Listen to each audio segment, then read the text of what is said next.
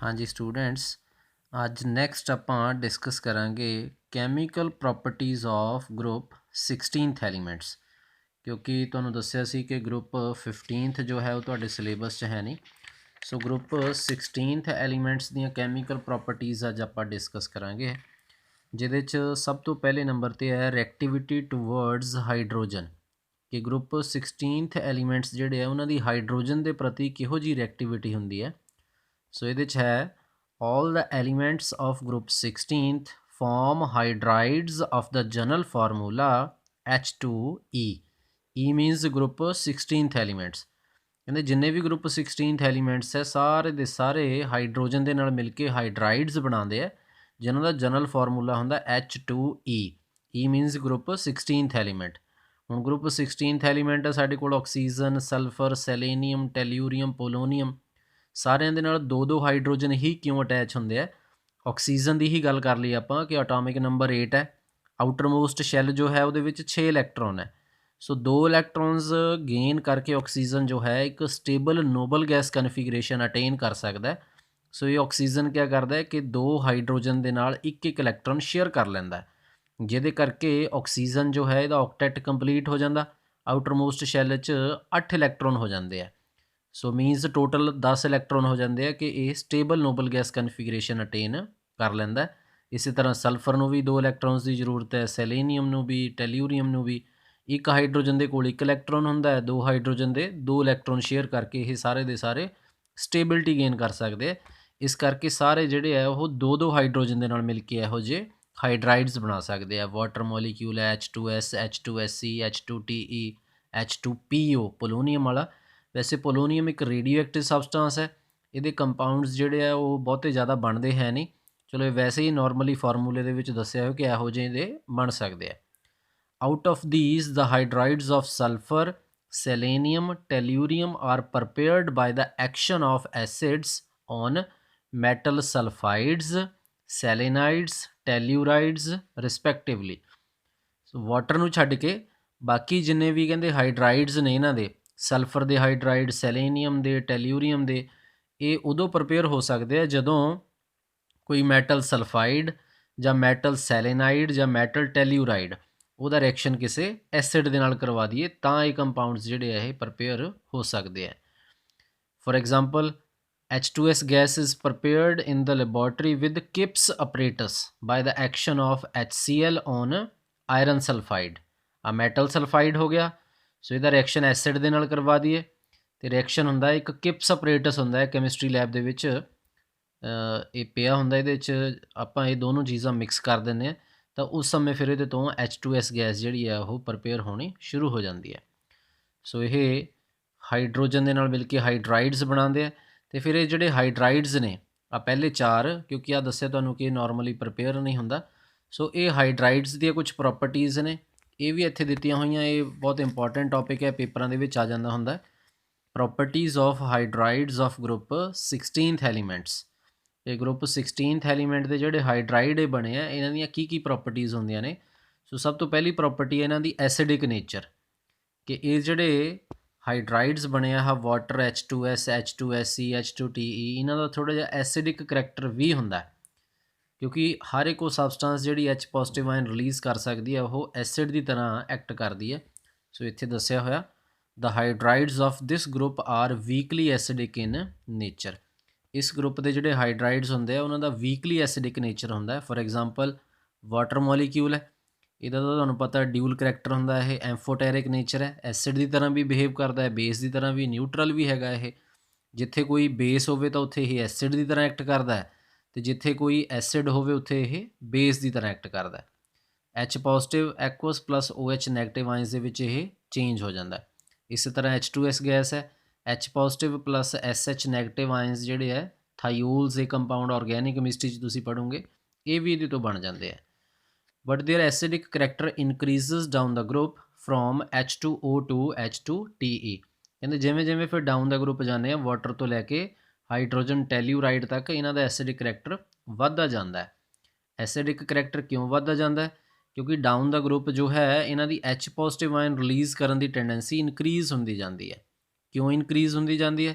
ਕਿਉਂਕਿ down the group ਇਹਨਾਂ ਦੀ ionisation ਐਂਥੈਲਪੀ ਘਟਦੀ ਜਾਂਦੀ ਹੈ। ਕੋਈ ਵੀ ਗਰੁੱਪ ਹੈ ਆਪਾਂ ਪੜ੍ਹਿਆ ਉਹਦੇ ਬਾਰੇ ਕਿ ਡਾਊਨ ਦਾ ਗਰੁੱਪ ਆਇਓਨਾਈਜੇਸ਼ਨ ਐਂਥੈਲਪੀ ਘਟਦੀ ਜਾਂਦੀ ਹੈ, ਜਿਹਦੇ ਕਰਕੇ ਆਸਾਨੀ ਦੇ ਨਾਲ ਜੋ ਹੈ ਇਲੈਕਟ੍ਰੋਨਸ ਰਿਲੀਜ਼ ਕੀਤੇ ਜਾ ਸਕਦੇ ਆ। ਸੋ ਦੱਸਿਆ ਵੀ ਹੋਇਆ this is because as we move down the group the size of the central atom increases। central atom oxygen, sulphur, selenium, tellurium ਇਹਨਾਂ ਦੇ ਸਾਈਜ਼ ਵੱਧਦੇ ਜਾਂਦੇ ਆ and the ionization enthalpy decreases so the H positive ion can be released very easily, ਜਿਹਦੇ ਕਰਕੇ H positive ion ਬੜੀ ਆਸਾਨੀ ਦੇ ਨਾਲ ਰਿਲੀਜ਼ ਕੀਤਾ ਜਾ ਸਕਦਾ। the acidic trend is ਤੇ ਐਸਿਡਿਕ ਕਰੈਕਟਰ ਦਾ ਟ੍ਰੈਂਡ ਜੋ ਹੈ ਇਸ ਤਰ੍ਹਾਂ ਹੁੰਦਾ ਕਿ ਵਾਟਰ ਮੋਲੀਕਿਊਲ ਸਭ ਤੋਂ ਘੱਟ ਐਸਿਡਿਕ ਹੈ, ਉਸ ਤੋਂ ਜ਼ਿਆਦਾ H2S ਗੈਸ, ਉਸ ਤੋਂ ਜ਼ਿਆਦਾ H2SC, ਉਸ ਤੋਂ ਜ਼ਿਆਦਾ H2TE, ਮਤਲਬ ਇਨਕਰੀਜ਼ਿੰਗ ਆਰਡਰ ਦੇ ਵਿੱਚ ਇਹਨਾਂ ਦਾ ਐਸਿਡਿਕ ਕਰੈਕਟਰ ਹੁੰਦਾ। ਆ ਜੋ ਆਰਡਰ ਬਣੇ ਹੋਏ ਆ ਇਹ ਅੱਗੇ ਵੀ ਪੜ੍ਹਨੇ ਤੁਸੀਂ ਇਹਨਾਂ ਦੀਆਂ ਪ੍ਰੋਪਰਟੀਜ਼ ਦੇ ਵਿੱਚ, ਇਹ ਪੇਪਰਾਂ ਦੇ ਵਿੱਚ ਆ ਜਾਂਦੇ ਹੁੰਦੇ ਆ ਕਿ ਗਰੁੱਪ 16th ਐਲੀਮੈਂਟਸ ਦੇ ਹਾਈਡਰਾਈਡ ਜਿਹੜੇ ਆ ਉਹਨਾਂ ਦੇ ਐਸਿਡਿਕ ਨੇਚਰ ਦਾ ਕਿਹੋ ਜਿਹਾ ਟ੍ਰੈਂਡ ਹੁੰਦਾ, ਇਨਕਰੀਜ਼ਿੰਗ ਆਰਡਰ 'ਚ ਹੈ ਜਾਂ ਡਿਕਰੀਜ਼ਿੰਗ ਆਰਡਰ 'ਚ ਹੈ, ਜਾਂ ਇਹਨਾਂ ਨੂੰ ਆਰਡਰ ਦੇ ਵਿੱਚ ਅਰੇਂਜ ਕਰੋ, ਇਸ ਤਰ੍ਹਾਂ ਦੇ ਕੁਐਸਚਨ ਆ ਜਾਂਦੇ ਆ, ਕੰਪੀਟੀਸ਼ਨ 'ਚ ਵੀ ਆਉਂਦੇ ਆ ਇਹ। ਸੋ ਇਸ ਕਰਕੇ ਇਹ ਧਿਆਨ ਦੇ ਨਾਲ ਕਰਨਾ ਤੁਸੀਂ। ਨੈਕਸਟ ਥਰਮਲ ਸਟੇਬਿਲਿਟੀ, ਮਤਲਬ ਹੀਟ ਦੇ ਨਾਲ ਸਟੇਬਿਲਿਟੀ, ਕਿ ਹੀਟ ਦੇ ਨਾਲ ਕਿਹੜਾ ਸਭ ਤੋਂ ਜ਼ਿਆਦਾ ਸਟੇਬਲ ਹੈ, ਕਿਹੜਾ ਸਭ ਤੋਂ ਘੱਟ ਸਟੇਬਲ ਹੈ। ਤਾਂ ਇੱਥੋਂ ਹੀ ਆਪਾਂ ਦੇਖ ਸਕਦੇ ਹਾਂ ਵੈਸੇ ਕਿ down the group electron release ਕਰਨ ਦੀ ਟੈਂਡੈਂਸੀ ਇਹਦੀ ਜ਼ਿਆਦਾ ਹੈ, ਮਤਲਬ ਇਹ ਸਭ ਤੋਂ ਘੱਟ ਸਟੇਬਲ ਹੈ। ਸਭ ਤੋਂ ਜ਼ਿਆਦਾ ਸਟੇਬਲ ਵਾਟਰ ਮੋਲੀਕਿਊਲ ਹੈ ਇਹਨਾਂ ਦੇ ਵਿੱਚ। ਸੋ ਲਿਖਿਆ ਹੋਇਆ the thermal stability of the hydrides of this group decreases from water to H2TE। ਇਸ ਤਰ੍ਹਾਂ ਇਹ ਫਿਰ ਡਿਕਰੀਜ਼ਿੰਗ ਆਰਡਰ ਦੇ ਵਿੱਚ ਥਰਮਲ ਸਟੇਬਿਲਿਟੀ ਹੁੰਦੀ ਹੈ। this is because on moving down the group the size of the central atom increases। ਇਹੀ same ਮੈਂ ਤੁਹਾਨੂੰ ਜੇ ਯਾਦ ਹੋਵੇ ਤਾਂ +1 'ਚ ਵੀ ਦੱਸਿਆ ਸੀ ਕਿ ਇਹ ਜੋ ਥਰਡ ਚੈਪਟਰ ਹੈ ਤੁਹਾਡਾ, ਜਿਹਦੇ ਵਿੱਚ ਪੀਰੀਓਡਿਕ ਟੇਬਲ ਦੇ ਐਲੀਮੈਂਟਸ ਦੀਆਂ ਜੋ ਤੁਸੀਂ ਪ੍ਰੋਪਰਟੀਜ਼ ਡਿਸਕਸ ਕਰਦੇ ਆ, ionisation enthalpy, electronegativity, electron gain enthalpy, atomic radius, ionic radius, ਇਹ ਸਾਰੀਆਂ ਪ੍ਰੋਪਰਟੀਜ਼ ਬੜੀਆਂ ਇੰਪੋਰਟੈਂਟ ਨੇ। ਇਹ ਅੱਗੇ ਤੋਂ ਅੱਗੇ ਤੁਹਾਡੇ ਕੰਮ ਆਉਣੀਆਂ, ਤੁਸੀਂ ਦੇਖੋ ਉਹੀ ਪ੍ਰੋਪਰਟੀਜ਼ ਇੱਥੇ ਕੰਮ ਆ ਰਹੀਆਂ ਸਾਡੇ। This is because on moving down the group the size of the central atom increases, therefore its tendency to form stable covalent bonds with hydrogen decreases। ਸੋ ਇਹਨਾਂ ਦੀ ਸਟੇਬਿਲਿਟੀ ਜਿਹੜੀ ਹੈ ਹਾਈਡਰੋਜਨ ਦੇ ਨਾਲ ਕੋਵਲੈਂਟ ਬੌਂਡ ਬਣਾਉਣ ਦੀ ਉਹ ਘਟਦੀ ਜਾਂਦੀ ਹੈ, ਟੈਂਡੈਂਸੀ ਘਟਦੀ ਜਾਂਦੀ ਹੈ। As a result the bond strength of these molecules decreases, bond strength ਘਟਦੀ ਜਾਂਦੀ ਹੈ ਅੱਗੇ ਤੋਂ ਅੱਗੇ। Hence thermal stability also decreases. ਇਸ ਕਰਕੇ ਹੀਟ ਦੇ ਨਾਲ ਇਹਨਾਂ ਦੀ ਸਟੇਬਿਲਿਟੀ ਵੀ ਘਟਦੀ ਜਾਂਦੀ ਹੈ, ਮਤਲਬ ਇਹ ਸਭ ਤੋਂ ਆਸਾਨੀ ਦੇ ਨਾਲ ਟੁੱਟ ਜਾਂਦਾ ਹੈ, ਇਹ ਥੋੜ੍ਹਾ ਜਿਹਾ ਜ਼ਿਆਦਾ ਡਿਫੀਕਲਟੀ ਦੇ ਨਾਲ, ਉਸ ਤੋਂ ਜ਼ਿਆਦਾ ਡਿਫੀਕਲਟੀ, ਸਭ ਤੋਂ ਜ਼ਿਆਦਾ ਡਿਫੀਕਲਟੀ ਦੇ ਨਾਲ ਟੁੱਟਦਾ ਹੈ। ਮਤਲਬ ਸਭ ਤੋਂ ਜ਼ਿਆਦਾ ਥਰਮਲ ਸਟੇਬਿਲਿਟੀ ਇਹਨਾਂ ਦੇ ਵਿੱਚ ਵਾਟਰ ਮੋਲੀਕਿਊਲ ਦੀ ਹੁੰਦੀ ਹੈ। ਨੈਕਸਟ ਪ੍ਰੋਪਰਟੀ ਹੈ ਇਹਦੇ 'ਚ ਰਿਡਿਊਸਿੰਗ ਕਰੈਕਟਰ। ਰਿਡਿਊਸਿੰਗ ਨੇਚਰ ਮਤਲਬ ਇਲੈਕਟ੍ਰੋਨ ਲੂਜ਼ ਕਰਨ ਦੀ ਟੈਂਡੈਂਸੀ ਕਿਹਦੀ ਸਭ ਤੋਂ ਜ਼ਿਆਦਾ ਹੈ, ਅਤੇ ਇਹ ਵੀ ਉਸੇ ਤਰ੍ਹਾਂ ਪਹਿਲੇ ਦੀ ਤਰ੍ਹਾਂ ਹੀ ਹੈ। ਜਿਵੇਂ ਐਸਿਡਿਕ ਨੇਚਰ ਹੈ ਇਹਦੇ 'ਚ ਵੀ ਤੁਸੀਂ ਪੜ੍ਹਿਆ ਕਿ ਆਹ ਟ੍ਰੈਂਡ ਹੁੰਦਾ, ਇਹਦੀ ਇਲੈਕਟ੍ਰੋਨ ਲੂਜ਼ ਕਰਨ ਦੀ ਟੈਂਡੈਂਸੀ ਸਭ ਤੋਂ ਜ਼ਿਆਦਾ, ਉਹੀ ਸੇਮ ਜੋ ਹੈ ਟ੍ਰੈਂਡ ਇੱਥੇ ਹੁੰਦਾ। The reducing character of the hydrides of group 16th elements increases from water to H2TE as। ਇਸ ਆਰਡਰ ਦੇ ਵਿੱਚ ਕਿਉਂ ਹੈ? This is because the reducing character depends upon the stability of hydrides। ਕਿਉਂਕਿ reducing character ਜੋ ਹੈ ਉਹ ਹਾਈਡਰਾਈਡਸ ਦੀ stability 'ਤੇ ਡਿਪੈਂਡ ਕਰਦਾ ਹੈ। And as we have discussed that the stability of hydrides decreases down the group, ਇਹ ਕਹਿੰਦੇ ਜਿਵੇਂ ਆਪਾਂ ਪੜ੍ਹੇ ਹੀ ਹੈ ਕਿ ਜਿਹੜੇ ਹਾਈਡਰਾਈਡਸ ਨੇ ਉਹਨਾਂ ਦੀ ਸਟੇਬਿਲਿਟੀ ਡਾਊਨ ਦਾ ਗਰੁੱਪ ਘਟਦੀ ਜਾਂਦੀ ਹੈ। Therefore their reducing character increases down the group, ਜਿਸ ਕਰਕੇ ਇਹਨਾਂ ਦਾ ਰਿਡਿਊਸਿੰਗ ਕਰੈਕਟਰ ਜੋ ਹੈ ਉਹ ਡਾਊਨ ਦਾ ਗਰੁੱਪ ਇਨਕਰੀਜ਼ ਹੁੰਦਾ ਜਾਂਦਾ ਹੈ। ਮਤਲਬ ਸਭ ਤੋਂ ਜ਼ਿਆਦਾ ਰਿਡਿਊਸਿੰਗ ਨੇਚਰ ਇਹਦਾ, ਕਿ ਸਭ ਤੋਂ ਜ਼ਿਆਦਾ ਇਲੈਕਟ੍ਰੋਨ ਰਿਲੀਜ਼ ਕਰਨ ਦੀ ਟੈਂਡੈਂਸੀ ਇਹਦੀ ਹੁੰਦੀ ਹੈ। ਸੋ ਇਹ ਹੈ ਸਾਡੇ ਕੋਲ ਹਾਈਡਰਾਈਡਸ ਦੀਆਂ ਪ੍ਰੋਪਰਟੀਜ਼। ਨੈਕਸਟ ਦੂਜੀ ਕੈਮੀਕਲ ਰਿਐਕਟੀਵਿਟੀ ਹੈ ਇਹਨਾਂ ਦੀ, reactivity towards oxygen. Group 16th elements ਦੇ ਵਿੱਚ ਆਕਸੀਜਨ ਵੀ ਹੈ, ਬਟ ਇਹ ਬਾਕੀ ਐਲੀਮੈਂਟਸ ਵੀ ਜਿਹੜੇ ਆ ਉਹ ਆਕਸੀਜਨ ਦੇ ਨਾਲ ਮਿਲ ਕੇ ਕੰਪਾਊਂਡਸ ਜ਼ਰੂਰ ਬਣਾਉਂਦੇ ਆ। All the elements of group 16th can form mainly two types of oxides of the general formula EO2 and EO3। ਜਿੰਨੇ ਵੀ ਗਰੁੱਪ 16th ਐਲੀਮੈਂਟ ਹੈ ਕਹਿੰਦੇ ਉਹ ਆਕਸੀਜਨ ਦੇ ਨਾਲ ਮਿਲ ਕੇ ਮੇਨਲੀ ਦੋ ਤਰ੍ਹਾਂ ਦੇ ਆਕਸਾਈਡ ਬਣਾਉਂਦੇ ਆ, ਇੱਕ ਡਾਈਆਕਸਾਈਡ, ਇੱਕ ਟਰਾਈਆਕਸਾਈਡ। E means group 16th element. In addition to that, sulfur can also form heptoxides। ਇਹਨਾਂ ਤੋਂ ਇਲਾਵਾ ਸਲਫਰ ਜਿਹੜਾ ਹੈ ਉਹ 7 ਆਕਸੀਜਨ ਦੇ ਨਾਲ ਮਿਲ ਕੇ ਹੈਪਟੋਕਸਾਈਡ ਵੀ ਬਣਾ ਸਕਦਾ ਕਹਿੰਦੇ। ਉਹ ਇਸ ਕਰਕੇ ਕਿਉਂਕਿ ਸਲਫਰ ਜਿਹੜਾ ਹੈ ਇਹ ਆਪਣੇ ਆਕਟੈਟ ਨੂੰ ਐਕਸਟੈਂਡ ਕਰ ਸਕਦਾ ਹੈ, ਇਹਦੀ ਆਕਸੀਡੇਸ਼ਨ ਸਟੇਟ ਜੋ ਹੈ ਉਹ +6 +7 ਤੱਕ ਵੀ ਜੋ ਹੈ ਉਹ ਜਾ ਸਕਦੀ ਹੈ।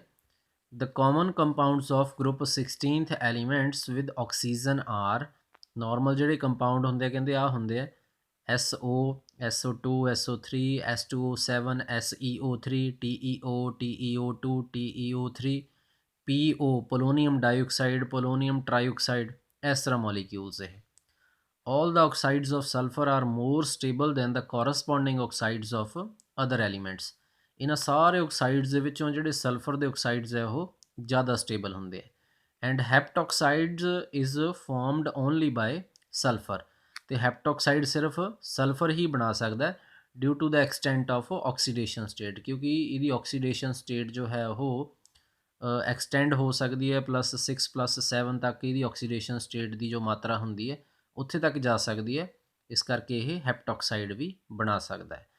ਨੈਕਸਟ ਇਸ ਤੋਂ ਬਾਅਦ ਅਗਲੀ ਪ੍ਰੋਪਰਟੀ ਹੈ ਰਿਐਕਟੀਵਿਟੀ ਟੂਵਰਡਸ ਹੈਲੋਜਨਸ, ਕਿ ਗਰੁੱਪ 16th ਐਲੀਮੈਂਟਸ ਜਿਹੜੇ ਹੈ ਇਹ ਹੈਲੋਜਨਸ ਦੇ ਨਾਲ ਮਿਲ ਕੇ ਵੀ ਕੰਪਾਊਂਡ ਬਣਾ ਸਕਦੇ ਆ। ਕਿਹੜੇ ਕਿਹੜੇ? all the elements of group 16th forms a large number of halides like monohalides, dihalides, tetrahalides, pentahalides and hexahalides।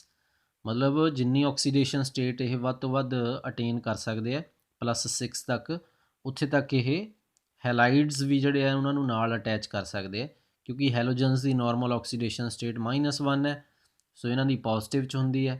ਸੋ ਜੇ +6 ਆਕਸੀਡੇਸ਼ਨ ਸਟੇਟ ਹੈ ਸਲਫਰ ਦੀ ਤਾਂ ਉਹਦੇ ਨਾਲ 6 ਜਿਹੜੇ ਹੈਲੋਜਨਸ ਅਟੈਚ ਹੋ ਸਕਦੇ ਆ। For example S2F2, Se2Cl2, OF2, SF4, SF6, SeCl4, Te2F10, I2O4, I2O5 et cetera. ਇਹ ਸਾਰੇ ਦੇ ਸਾਰੇ ਹੈਲਾਈਡਸ ਨੇ ਇਹ ਗਰੁੱਪ 16th ਐਲੀਮੈਂਟਸ ਦੇ। The stability of these halides decreases down the group in the order, ਕਹਿੰਦੇ ਜਿਹੜੇ ਹੈਲਾਈਡਸ ਨੇ ਇਹਨਾਂ ਦੀ ਸਟੇਬਿਲਿਟੀ ਡਾਊਨ ਦਾ ਗਰੁੱਪ ਘਟਦੀ ਜਾਂਦੀ ਹੈ। ਕਿਸ ਆਰਡਰ ਦੇ ਵਿੱਚ? ਫਲੋਰੀਨ ਦੇ ਹੈਲਾਈਡਸ ਜਿਹੜੇ ਆ ਉਹ ਸਭ ਤੋਂ ਜ਼ਿਆਦਾ ਸਟੇਬਲ ਹੁੰਦੇ ਆ, ਉਸ ਤੋਂ ਘੱਟ ਹੁੰਦੇ ਆ ਸਟੇਬਲ ਕਲੋਰੀਨ ਦੇ ਹੈਲਾਈਡਸ, ਅਤੇ ਉਸ ਤੋਂ ਘੱਟ ਬਰੋਮੀਨ ਦੇ, ਅਤੇ ਉਸ ਤੋਂ ਘੱਟ ਆਇਓਡੀਨ ਦੇ। ਸੋ ਇਸ ਤਰ੍ਹਾਂ ਸਟੇਬਿਲਿਟੀ ਜੋ ਹੈ ਹੈਲਾਈਡਸ ਦੀ ਉਹ ਡਾਊਨ ਦਾ ਗਰੁੱਪ ਡਿਕਰੀਜ਼ ਹੁੰਦੀ ਜਾਂਦੀ ਹੈ। ਕਿਉਂ? This is because on moving down the group, the size of the atom increases and hence nuclear charge decreases, therefore stability also decreases। ਪੜ੍ਹਿਆ ਤੁਸੀਂ ਪਹਿਲਾਂ ਵੀ ਕਿ down the group atom the size ਵੱਡਾ ਹੁੰਦਾ ਜਾਂਦਾ ਹੈ, ਜਿਹਦੇ ਕਰਕੇ ਨਿਊਕਲੀਅਰ ਚਾਰਜ ਘਟਦਾ ਜਾਂਦਾ ਅਤੇ ਸਟੇਬਿਲਿਟੀ ਵੀ ਘਟ ਜਾਂਦੀ ਹੈ। ਸੋ ਜਿਹਦੇ ਕਰਕੇ ਹੈਲਾਈਡਸ ਜਿਹੜੇ ਹੈ ਉਹਨਾਂ ਦੀ stability we down the group ਘਟ ਜਾਂਦੀ ਹੈ। ਸੋ ਇਹ ਹੈ ਸਾਡੇ ਕੋਲ ਕੈਮੀਕਲ ਪ੍ਰੋਪਰਟੀਜ਼ ਨਾਰਮਲ ਦੇ ਵਿੱਚ ਗਰੁੱਪ 16th ਐਲੀਮੈਂਟਸ ਦੀਆਂ। ਫਿਰ ਗਰੁੱਪ 16th ਐਲੀਮੈਂਟਸ ਦੇ ਕੁਝ ਕੰਪਾਊਂਡ ਵੀ ਬਣਦੇ ਆ, ਉਹ ਵੀ ਆਪਾਂ ਨੈਕਸਟ ਡਿਸਕਸ ਕਰਾਂਗੇ। ਬਟ ਅੱਜ ਦੇ ਲਈ ਤੁਹਾਡਾ ਇਹ ਇੰਨੇ ਟੌਪਿਕ ਸਹੀ। Thank you.